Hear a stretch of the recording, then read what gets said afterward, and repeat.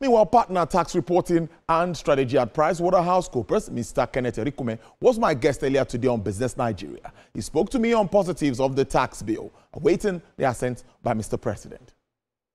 This tax bill is a massive transformation that's going to overhaul the completely the tax system.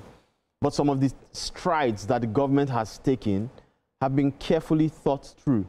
One of it is the withholding tax regulations, which kicked in, earlier this year, which has brought, clarity and certainty to different transactions, that people are now clear on what rates they should deduct. They are also clear on exemptions and what should be exempted.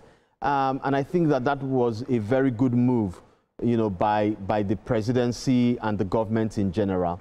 And we've seen also the VAT modification order 2024.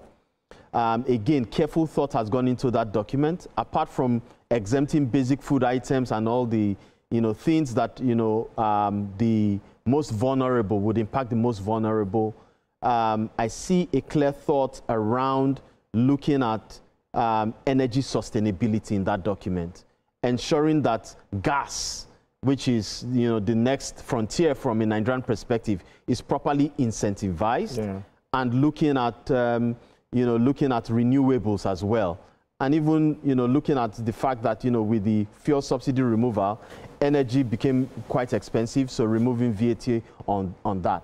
Now, that was a journey. We're now in the space where the full tax transformation is going to happen.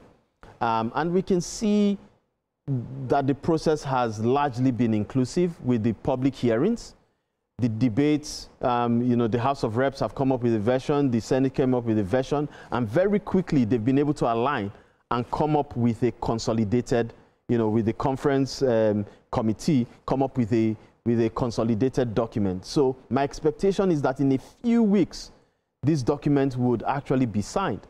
And it will, usher in a new phase from a Nigerian perspective around the tax regime.